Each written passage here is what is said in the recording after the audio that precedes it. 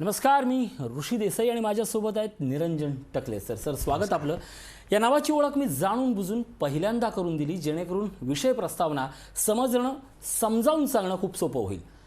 1 December 2014ला CBI कोर्टाचे न्यायाधीश ब्रिजमोहन लोया यांचा संशयास्पद मृत्यू झाला. त्यांचा मृत्यू हा हृदयविकाराच्या झटक्यानं झाल्याचं सांगण्यात आलं. मात्र काही दिवसानंतर एक पत्रकार समोर आला. त्यानं लोयांच्या मृत्यूवर प्रश्न उपस्थित केले. हे प्रश्न उपस्थित करून ते थांबले नाहीत, तर त्या पत्रकारांनी शोधपत्रकारिता करत वेगवेगळे पुरावे गोळा केले. हे पुरावे ज्या व्यक्तीविरोधात होते ती व्यक्ती तत्कालीन गुजरात सरकारच्या महत्त्वाच्या पदावर होती. राष्ट्रीय आंतरराष्ट्रीय स्तरावरच्या प्रतिष्ठित माध्यमांनी हे प्रकरण उचलून धरलं. मात्र पुढे हे प्रकरण काळाच्या पडद्याआड गेलं. नंतर पुन्हा या पत्रकारानं या विषयावरचा पडदा बाजूला सारत थेट पुस्तक लिहून हा विषय समाजासमोर आणण्याचा प्रयत्न केला. हे पुस्तक म्हणजे हू किल्ड जज लोया. ज्या पुस्तकानं देशभरात खळबळ माजवली आहे, ती खळबळ राजकीय नाही आहे, तर सत्यावर आधारित आहे. म्हणून हे पुस्तक आणि या पुस्तकाच्या लेखकांशी संवाद साधणं हे जास्त गरजेचं आहे. आज या पुस्तकाचे लेखक शोधपत्रकार निरंजन टकले हे स्वतः लोकशाहीच्या स्टुडिओत आले आहेत आणि त्यांच्यासोबत आपण संवाद साधणार आहोत. सर, आपलं स्वागत. नमस्कार. प्रश्न आज निर्माण होतो की शोधपत्रकारितेवर आधारित आज अनेक पुस्तकं आपल्यासमोर आली. त्या माध्यमातून मोठमोठ्या प्रकरणाचा उलगडा करण्याचा प्रयत्न झाला. भारताच्या इतिहासात अशा अनेक घटना आहेत की ज्या शोधपत्रकारितेच्या नजरेतून पाहिल्या गेल्या, वाचल्या गेल्या आणि त्या सत्याच्या शोधात अवघं जग वाचक निघालं. अशीच एक महत्त्वाची घटना म्हणजे न्यायाधीश लोया यांचा मृत्यू. याच विषयावर आपण बोलणार आहोत. अगदी महत्त्वाचा प्रश्न. हे एवढंसं पुस्तक, या पुस्तकावर सत्य नावाच्या गोष्टीवर विश्वास असणाऱ्या प्रत्येक वाचकानं विश्वास ठेवला, उदंड प्रेम दिलं. पण प्रश्न त्याच्या मागे जाऊन सुरू होतो की हे पुस्तक लिहिण्याचा खटाटोप का, कधी, केव्हापासून सुरू झाला? ॲक्च्युली म्हणजे मी मुळामध्ये पत्रकारितेमध्ये येण्यामागचं कारण म्हणजे मी इंजिनिअरिंग केलेलं आहे आणि मी इंजिनिअरिंग क्षेत्रातच होतो. पण जे अनुभव येत होते त्यात असं लक्षात येत होतं की मीडिया काही गोष्टींमध्ये प्रॉपगंडा करत असतो. आणि त्या काळामध्ये मला एक पुस्तक मी वाचत होतो आणि त्या पुस्तकात एक वाक्य होतं जे आता या पुस्तकाचं सुद्धा कॅप्शन म्हणून आहे की tail the truth and shame the devil. लोकांना सत्य सांगणं आणि सैतानाला शर्मिंदा करणं हे पत्रकारितेचं खरं कर्तव्य आहे. आणि त्या एका वाक्याने मी इतकं ट्रिगर झालेलो होतो की मी त्यामुळे जर्नलिझममध्ये आलो.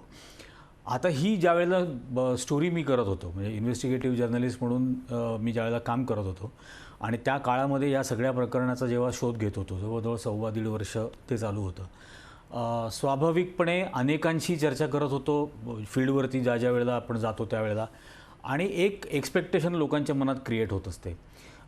कुठेतरी आपण कमिट होत असतो त्या प्रत्येक स्टोरीला आणि मग ते फॉलोअप करत असतात लोक की कधी येणार.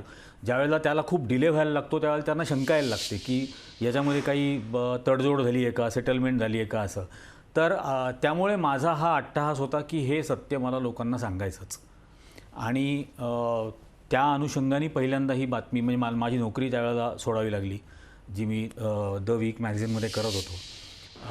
आणि मग मी अनेक ठिकाणी धडपड करत होतो की ही बातमी छापून यावी. तर त्यावेळेला ती कॅरेव्हॅन मॅगझिननी ही सगळी सिरीज याच्यावरची कॅरी केली होती. आणि तरीही काही गोष्टी अपूर्ण होत्या त्यात. आणि मग असं वाटत होतं की हे लोकांना सांगायला पाहिजे. आणि म्हणून खरं हे पुस्तक लिहिण्याचं मी ठरवलं. आणि एक परमनंट डॉक्युमेंटेशन एका सत्याचं हे या निमित्ताने करता आलं. नक्कीच. सर, अगदी स्पष्ट शब्द विचारायचा तर प्रश्न विचारायचा तर न्यायाधीश लोया यांचा मृत्यू झाला की खून झाला, तो का झाला असावा या प्रश्नाकडे जाऊ. मात्र त्या अगोदर अगदी ज्यांना या प्रकरणाबद्दल काहीच माहिती नाही, खरं तर असे फार कमी जण असतील जे टी व्ही पाहतात, सोशल मीडियावर आहेत, तरी देखील जस्टिस लोया कोण होते या प्रश्नाच्या उत्तरापासून याची सगळ्याची सुरुवात करूया आपण.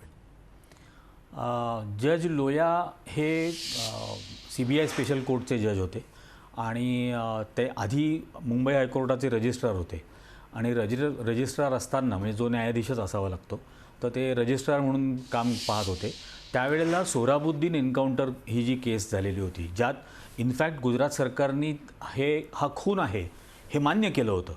आणि सुप्रीम कोर्टाने याची CBIचं स्पेशल कोर्टची स्थापना करायला सांगितली आणि ती गुजरातच्या बाहेर मुंबईमध्ये ते न्यायालय असावं असं सांगितलं जेणेकरून कुठल्याही प्रकारचा दबाव येणार नाही. तर त्या CBI स्पेशल कोर्टचे जज म्हणून जज लोयांची नेमणूक झाली. आधीच्या जजची ट्रान्सफर केली गेली आणि यांची त्याच्यावरती नेमणूक झाली. आता सोहराबुद्दीनच्या खटल्यामध्ये अमित शहा आता जे देशाचे गृहमंत्री आहेत हे त्याच्यामधले मुख्य आरोपी होते आणि याच केसमध्ये ते 4 महिने तुरुंगातही होते. त्याच्यानंतर त्यांना तडीपारही न्यायालयाने केलेलं होतं गुजरातमधून. तर त्या अर्थाने हा म्हणजे पॉलिटिकली जर म्हणायचा असेल तर हा खूप हाय प्रोफाईल असा खटला होता आणि त्या खटल्याचे न्यायाधीश म्हणून जज लोया काम पाहत होते. नक्कीच. खरं तर त्यांच्या आणखीन प्रकरणांबद्दल मला जाणून घ्यायचं आहे, पण मला एक कुतूहल आहे. आजपर्यंत राजकीय व्यक्तींशी संदर्भात असणारे जे काही संदर्भासहित पुस्तकं येतात ना, त्यावेळी ती लेखन करताना म्हणजे अगदी ॲक्सिडेंटल प्राईम मिनिस्टर अगदी स्पष्ट सांगतो, त्यात एका व्यक्तीला टार्गेट करायचं असतं आणि म्हणून हे लेखन होतं असा सार्वत्रिक समज आहे. या पुस्तकाच्या बाबतीत तुमची स्वतःची राजकीय भूमिका आहे का? एक. प्रश्न क्रमांक 2, तुम्हाला कोणाला राजकीय टार्गेट करायचं आहे, पक्षाला किंवा व्यक्तीला, की फक्त सत्य आणि सत्याचा आग्रह आहे? हा फक्त सत्य आणि सत्याचा आग्रह आहे. म्हणजे तुम्ही जर पुस्तक वाचलं तर राजकीय अर्थाने म्हणजे आता या खटल्यामध्ये अमित शहा आरोपी होते आणि लोयांच्या मृत्यूनंतर एक्झॅक्टली 1 महिन्यानंतर 30 दिवसांनी त्यांच्यावरचे सगळे आरोप हे न्यायालयाने काढून घेतले, डिस्चार्ज केलं त्यांना त्या खटल्यातून. तर ते आरोपी होते, पण त्या संपूर्ण पुस्तकात 3 वेळेला त्यांचं नाव आहे. म्हणजे एकदा याच अर्थाने की जज लोया हे अशा खटल्याचे न्यायाधीश होते ज्याच्यामध्ये अमित शहा हे आरोपी होते. त्यानंतर यांच्या मृत्यू नंतर 30 दिवसानंतर अमित शहा यांना डिस्चार्ज केलं गेलं या संपूर्ण खटल्यातून. एवढाच उल्लेख आहे. अदरवाईज काहीही त्यात राजकारणाचा भाग नाही. केवळ एका पत्रकाराचा शोधपत्रकारिता करत असलेला प्रवास, जर्नी ऑफ ए जर्नलिस्ट, आणि ते प्रवास ते शोध घेत असताना त्याला काय काय मिळत गेलं, ते कसं कसं त्याला मिळवायला लागलं आणि ते आरोप ते जे पुरावे आहेत ते काय सांगतात, याच प्रश्नाकडे येणार आहोत. पण सगळ्यात महत्त्वाचं मला या निमित्तानं सोशल मीडियावरचा एक गोष्ट सांगायची आहे. खरं तर आज अशा आपण काळात जगतोय की एखाद्या राजकीय पक्ष, भले तो सत्तेतला असो, भले तो विरोधकातला असो, किंवा सत्ता आणि विरोधा या पल्ल्याड नवा कुठेतरी उदय घेणारा पक्ष असो, त्या पक्षाच्या संदर्भात एका व्यक्तीबद्दल बोलायला जातं त्यावेळी तुम्ही फार मोठे टीकेचे धनी होता. पण पहिल्यांदाच हे असं एक पुस्तक आहे की याच्यावरून मला वैयक्तिकरित्या फार मोठी टीका झालेली दिसत नाही आहे. कोणी टीका करण्याचा प्रश्नही नाही आहे, कारण वस्तुनिष्ठ पद्धतीनं त्या संदर्भात आलेले नावे, म्हणजे त्या मोहात जाऊन दरवेळेला काय होतं, म्हणजे जे मी राजकीय पुस्तकांचं उदाहरण दिलं त्यात हा मोह लेखकाला जाणवत राहतो आणि तो व्यक्ती सापेक्ष जाऊन भिडतो आणि मग एका विचारधारेची खप व्हावा. हा खपासाठी पुस्तक नाही, मी पुन्हा एकदा सांगतो, हे सत्यासाठी आहे असं माझं आकलन आहे.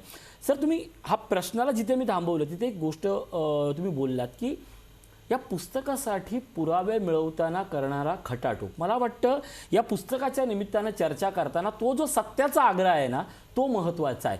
हे एवढं सोपं नाही. एका गावच्या पेपरात एका गावच्या लेवलला झालेली जरी हत्या असेल तर ती शोधताना पोलीस पाटील, गावची यंत्रणा ही किती त्रास देते. मग अशा वेळेला न्यायाधीशाचा एक मृत्यू आणि तो मृत्यू नाहीच आहे असं सांगणारी यंत्रणा जेव्हा तुमच्यासमोर उभी राहते, त्यावेळी इंडियन प्रोसिजर कोडनुसार पुरावे गोळा करणं हे काम किती जिकिरीचं बनलं एक लेखक म्हणून, पत्रकार म्हणून. आता असं आहे ना की म्हणजे ज्या वेळेला मला हे समजलं अशी घटना घडली आहे तेव्हाच माझ्या लक्षात आलं होतं की याचं स्केल आणि प्रपोर्शन किती असेल आणि याची ग्रॅव्हिटी किती असेल. कारण की असं नाही आहे की मी समजा गव्हर्नमेंट मेडिकल कॉलेज नागपूरला जिथं पोस्टमॉर्टम झालं तिथंच समजा मी गेलो आणि त्यांना एक माहितीच्या अधिकारात अर्ज दिला की अमुक तारखेला अशा पोस्टमॉर्टमचं रिपोर्टची कॉपी मला द्या, असा अर्ज केला आणि त्यांनी मला दिला, असं तो होणार नाही आहे हे तर माहिती होतं. त्यामुळे एका बाजूला एक व्यवस्था असेल की जी या सगळ्या गोष्टी दडवून ठेवत असेल आणि तरीसुद्धा मला ते काढायचं आहे, मला ते शोधून काढायचं आहे. हा त्यातला एक भाग होता. आणि मला असं वाटतं की जे अस्पायरिंग जर्नलिस्ट असतील, ज्यांना पत्रकार व्हायचं आहे किंवा ज्यांना इन्व्हेस्टिगेटिव्ह जर्नलिस्ट व्हायचं आहे, तर त्यांनासुद्धा या पुस्तकामधून मला असं वाटतं काही सिस्टम्स कळतील आपल्या कामाच्या, आणि ज्या भारतात शिकवली जात नाही इन्व्हेस्टिगेटिव्ह जर्नलिझम. पण म्हणजे मी माझ्यासाठी एक मेथड तयार केली होती की मी ब्लॉक डायग्राम्स तयार करायचो की मला एक पोस्टमॉर्टम रिपोर्ट हवा आहे तर मला ते कोण कोण देऊ शकतं. डॉक्टर्स देऊ शकतात, स्टाफ देऊ शकतो, तिथले विद्यार्थी देऊ शकतात. मग डॉक्टर्स आणि स्टाफ तर नाही देणार, मग विद्यार्थ्यांना कसं अप्रोच करायचं, मग कुठल्या निमित्ताने ते माझ्याशी बोलू शकतात. तर त्यावेळेला घटना अशी होती की मागासवर्गीय विद्यार्थ्यांना जी फ्रीशिप मिळते मास्टर्स करताना पोस्ट ग्रॅज्युएशनच्या वेळेला, ती फ्रीशिप 2014पासून बंद झाली होती. त्यामुळे ते विद्यार्थी त्या अर्थाने व्यवस्थेच्या विरोधात भांडत होते ती फ्रीशिप मिळावी म्हणून. मग त्यांना त्यासाठी अप्रोच करणं, मग त्यांच्याबरोबर वेळ घालवणं, मैत्री करणं, विश्वास संपादन करणं आणि मग या विषयाबद्दल बोलणं की मला असा एक पोस्टमॉर्टम रिपोर्ट हवा आहे. तर असं करत हे मिळत गेलं होतं. अनेक वेळेला पाठलाग झाले होते. म्हणजे मी लोयांच्या वडिलांना पहिल्यांदा ज्या वेळेला गातेगावला भेटलो लातूरमध्ये, तेव्हा गातेगावहून पुण्याला येईपर्यंत म्हणजे लातूर, उस्मानाबाद, सोलापूर ते पुणे या पूर्ण मार्गावरती 2 गाड्या माझा पाठलाग करत होती. तर या सगळ्या गोष्टीला तुम्ही विथस्टँड कसं व्हायचं, म्हणजे हे पुस्तक भय पसरवण्यासाठी नाही, भयाविरुद्ध कसं उभं राहायचं वा यासाठी आहे. याच्यातूनही आपल्याला मार्ग काढायचा आहे, त्यातूनही आपल्याला सत्य शोधायचं आहे, थांबायचं नाही, मागे हटायचं नाही. अनेक अर्थांनी म्हणून मला ते डॉक्युमेंट करायचं होतं आणि त्या अर्थाने ते झालं आहे. एकच फक्त म्हणजे ब्रेकवर जाणार आहे त्यापूर्वी प्रश्न की जसं अनेकांचं या क्षणापर्यंत गैरसमज असेल की तुम्ही एका राजकीय आकसापोटी हे सगळं करताय, राजकीय आकसापोटी एका व्यक्तीला टार्गेट करताय किंवा त्या व्यक्तीला टार्गेट करत नाही असं तुमचा उल्लेख जाणून बुजून तुमच्या तोंडून आलेला आहे. माझा प्रश्न आहे की हे पुस्तक प्रकाशित झाल्यानंतर अशा कुठल्या राजकीय व्यवस्थेकडनं तुम्हाला निरंजन टकले म्हणून त्रास झालाय का? पुस्तक प्रकाशित झाल्यानंतर नाही झाला. ज्यावेळेला स्टोरी आली होती त्यावेळेला सोशल मीडियावरती काही जणांनी तसा प्रकार केला होता आणि की तुम्ही मुद्दाम भाजपच्या विरोधामध्ये हे करताय, तुम्ही मुद्दाम अमित शहांना हे करण्यासाठी करताय. तर त्याच्यावरती मी त्यांना एवढंच लिहिलं होतं की या संपूर्ण स्टोरीमध्ये किंवा अजूनही या पुस्तकामध्ये या राजकीय व्यक्ती किंवा यांच्याबद्दल उल्लेखही नाही, मी उल्लेखसुद्धा त्याच्यामध्ये केलेला नाही आहे. मी आरोप कुठलाही न करतासुद्धा तुम्हाला जर असं वाटत असेल तर त्या आरोपांवरती तुम्ही क्लेम करताय, तुम्ही दावा करताय त्या आरोपांवरती, मी तर केलेलाच नाही आरोप. नक्कीच. आणि मग ते ज्यावेळेला त्यांच्याही लक्षात आलं असेल आणि मग तो सगळा प्रकार थांबला. नक्कीच. जाणून बुजून मी हा प्रश्न विचारला अशासाठी की स्वतः निरंजन टकले एका राजकीय पारड्यात राहून हे करतायत का, याचं उत्तर वर आलं, ते नाही म्हणालेत. त्यांच्यावर कोणी आरोप करतात का, या पारड्याचं उत्तर वर आलं, त्यांनी तसाही कोणावर क्लेम केला नाही. आता 2 पारडी जर समान असेल तर लक्ष काट्यावर असेल. त्याच संशयाच्या सुईकडे मी जाणार आहे. सर, लोया यांच्या मृत्यूबाबत तुम्ही जे प्रश्न उपस्थित केले किंवा ज्या गोष्टीकडे तुम्ही लक्ष वेधण्याचा प्रयत्न करताय त्यातल्या काही महत्त्वाच्या बाबी नेमक्या आहेत तरी काय? तुम्हाला का वाटतंय की हा मृत्यू नाही, ही हत्या आहे?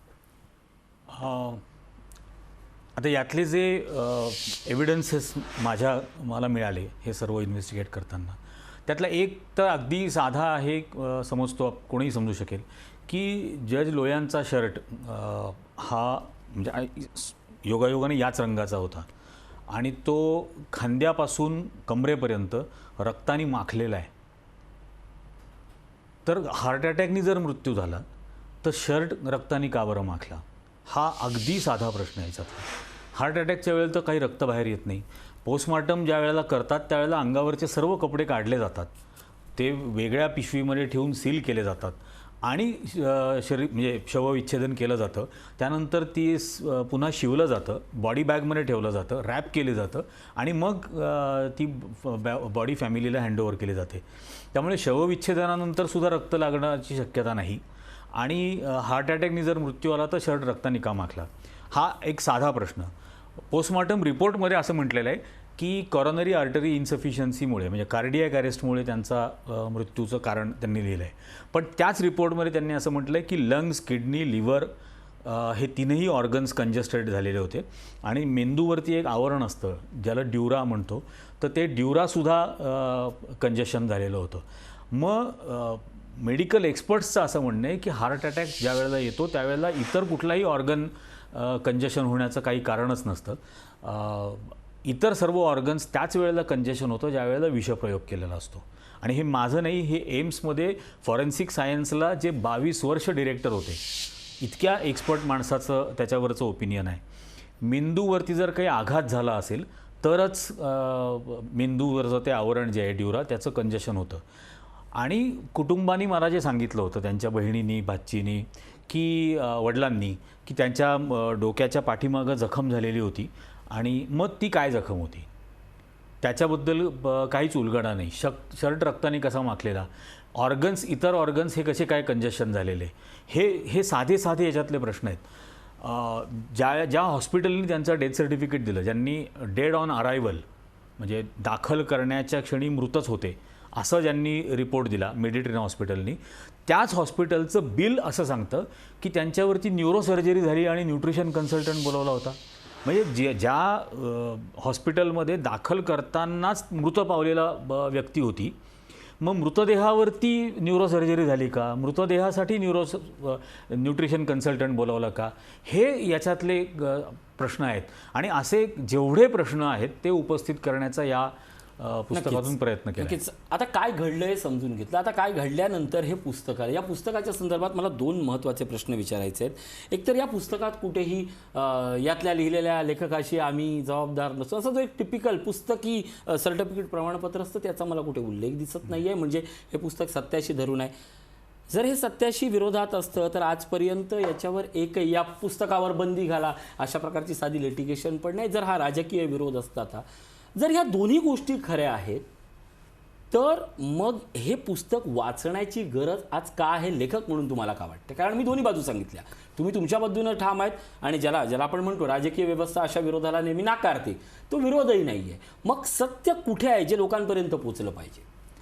मुळामध्ये याच्यातला म्हणजे या सगळ्या विषयाचा भाग हा आहे की लोकांना खरं माहिती पोहोचते आहे का. म्हणजे एखाद्या गोष्टीला जर विरोध झाला तरच त्याची लोकांनी दखल घ्यावी असं काही आहे का. काही गोष्टी या मुद्दाम व्यवस्था असंही पाहत असते की या इग्नोर करायच्या, आणि कारण त्या इग्नोर नाही केल्या, त्याची जर दखल घेऊन त्याला विरोध करण्याचा प्रयत्न झाला तर लोक त्याच्याकडे बघायला लागतील, तर त्याच्याकडे लोक अट्रॅक्ट होतील, असा एक अप्रोच याच्यामधला असू शकतो. पण तरीही मला पत्रकार म्हणून असं वाटतं की माझी कमिटमेंट शेवटच्या माणसाला सत्य सांगण्याची आहे. मी याच मुद्द्यावर येतो कारण हा प्रश्न अत्यंत महत्त्वाचा अशासाठी आहे. जज लोया प्रकरणासंदर्भात आता यापुढे कोणतीही चौकशी होणार नाही हे सर्वोच्च न्यायालयानं स्पष्ट केलं आहे. उलटपक्षी न्यायपालिकेला बदनाम करण्याचा प्रकार असल्याचंही कोर्टाचं म्हणणं होतं. पण मग अशा वेळी तुमची ही मांडणी लोकशाही प्रधान किंवा अजूनही आपण एक समज धरून की न्यायशाही प्रणाली असणाऱ्या देशात याचं स्थान कुठे आहे? मग असे मी याचा जो प्रोलॉग आहे या पुस्तकाचा, या प्रोलॉगचा पहिला पॅराग्राफ हा मी हाच दिलेला आहे की according to the contempt of court act 1971 a person shall not be guilty of contempt of court for publishing any fair comment on the merits of any case which has been heard and finally decided. तर त्यामुळे हे पुस्तक लिहिणं, हे छापणं, हे विकत घेणं, हे वाचणं आणि याच्याबद्दल बोलणं यात कुठेही न्यायालयाचा अवमान नाही असं या देशाचा कायदा सांगतो. आणि न्यायालयाने जरी असं म्हटलेलं असलं, म्हणजे जे 2 याचिकाकर्ते गेले होते चौकशीची मागणी घेऊन, त्या याचिकाकर्त्यांची मागणी न्यायालयाने फेटाळली. न्यायालयाने असं नाही म्हटलं की यांची कधीही चौकशी होणार नाही. या 2 अर्जदारांनी केलेल्या चौकशीची मागणी त्यांनी फेटाळली. पण या सगळ्यात अनुज लोयांची भूमिका आहे, जी अगोदर चौकशी करा म्हणतात नंतर नाही म्हणतात, त्याच्यावरही याच्यावर भाष्य केलं आहे का? आहे. याचं कारण असं की 20 नोव्हेंबर 2017 पहिल्यांदा ही बातमी आली, त्याची मालिका सुरू झाली. 24 तारखेपर्यंत कुटुंबीय माझ्या संपर्कामध्ये होते, माझ्याशी बोलत होते, व्हॉट्सॲपवरती आम्ही कम्युनिकेट करत होतो, माझ्याकडे त्या सगळ्या चॅट्स आहेत. आणि हे झाल्या 24 तारखेनंतर ज्या दिवशी अनुजनी प्रेस कॉन्फरन्स मुंबईमध्ये घेतली 12 तारखेला, तर तो जे बोलला त्यापेक्षा तो जे नाही बोलला ते लोकांना जास्त समजलं. एक तर हा भाग. दुसरा भाग, त्यावेळेला त्यांनी असं म्हटलं की आमच्या मनात आता काही संशय नाही. तर 24 नोव्हेंबर ते 12 तारखेला त्यांनी प्रेस कॉन्फरन्स घेईपर्यंतच्या दिवसांमध्ये या कुटुंबियांची समजूत कोणी काढली, कोणी यांना कन्व्हिन्स केलं, कसं कन्व्हिन्स केलं, काय दाखवून कन्व्हिन्स केलं, याच मुद्द्यावर येतो. आता अर्थात हा सगळ्यात शेवटचा प्रश्न. या सगळ्या प्रकरणात तुम्ही सत्य समोर आणलं आहे, पण या सत्याच्या आग्रहासाठी तुम्ही स्वतः पोलीस चौकशीसाठी गेल्या आहेत का? जरी कोर्टानं नाही म्हटलं असं तरी हा माझा एक साधा प्रश्न. याच्या व्यतिरिक्त आणखीन कोणी सत्याचा आग्रह कसा करावा? कारण पोलीस फिर्याद किंवा कोर्ट हे 2च जर आपल्याकडे सत्याची परिमाणकं तपासण्याची जर अगदी अंतिम एककं असतील तर मग सत्य कुठल्या वाटेनं तुम्हाला शोधायचं आहे आणि त्या शोधण्यासाठी हे काय आहे? माझं असं मत आहे याच्यामध्ये की आता याची चौकशी फक्त राज्य सरकार करू शकतं. राज्य सरकारने तर घोषणा केली होती माझ्या घोषणा माहितीनुसार. केली होती की आम्ही करू असं म्हटले होते. त्यानंतर एक तेही थांबले. अतिशय विनोदी त्याच्यावरती अनिल देशमुख त्यावेळेला गृहमंत्री होते, त्यांनी असं सांगितलं की लोकांनी पुरावेच आणून दिले नाहीत, त्यामुळे आम्ही त्याची चौकशी करत नाही. हे अनिल देशमुखांनी त्यांचं राज्य statement सरकारच्या होतं. वतीनं सांगितलं. हो हो. तर आता मला त्याच वेळेला हा प्रश्न पडला होता आणि मी एक सोशल मीडियावर कमेंटही केली होती की लोकांनी पुरावे आणून द्यायचे असतील तर पोलीस फक्त शिट्ट्या मारणार आहेत का? पोलीस यंत्रणा कशासाठी आहेत? तपास करण्यासाठी, गुन्हा शोधण्यासाठी, त्याचे पुरावे गोळा करण्यासाठी. मग त्या यंत्रणेचे अधिकार तरी लोकांना द्या, मग लोक त्याचे पुरावे आणतील.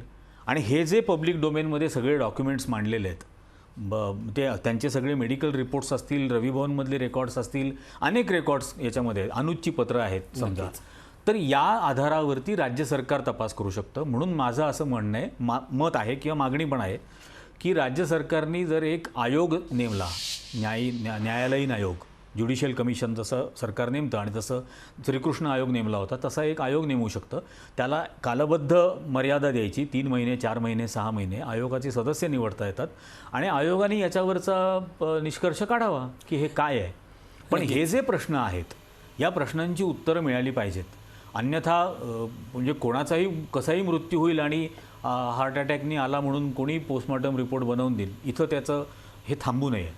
प्रश्न कोणाचं सरकार आहे हा नाही आहे, प्रश्न कोण विरोधात आहे हा नाही आहे, प्रश्न कोणाचा तरी मृत्यू झाला आहे आणि त्या मृत्यूचं खरं कारण आहे. यासाठी हू किल्ड जज लोया नावाचं एक सत्य सांगणारं पुस्तक आहे, तसा त्यांचा दावा आहे. अर्थात या दाव्याला विरोध करणारा कुठलाही विरोध आजरित्या सार्वजनिकरित्या झालेला नाही आहे. खरं तर एक महाराष्ट्राची एक वाचन संस्कृती आहे, सत्य शोधण्याची भारताची परंपरा आहे. या पावलावर पाऊल टाकत केवळ पुरावे घेऊन निघालेल्या एका पथिकाचा हा प्रवास आहे. हा प्रवास तुमच्यापर्यंत कसा पोहोचतोय आणि तुम्ही त्याच्याकडे कशा नजरेनं पाहतायत हे सगळं कळेल, पण ते अगोदर पुस्तक वाचलं पाहिजे तेवढं नक्की. टकले सर, तुम्ही आलात आणि शोधपत्रकारिता पुस्तकाच्या निमित्तानं दरवेळेला राजकीय गरमागरमीपेक्षाही शोधपत्रकारिता म्हणून काय केलं पाहिजे, माणूस म्हणून शोधपत्रकारिता, पत्रकार म्हणून शोधपत्रकारिता, याचा एक सुंदर मानदंड आणि लेखकाची भूमिका मांडली, त्याबद्दल खूप खूप आभार आणि धन्यवाद. धन्यवाद. आजच्या विशेष कार्यक्रमात इथंच थांबतोय. ताज्या बातम्यांसाठी पाहत राहा लोकशाही न्यूज. ताज्या बातम्यांसाठी लोकशाही न्यूज चॅनलला सबस्क्राईब करा आणि हो, बेल आयकॉनवर क्लिक करायला विसरू नका.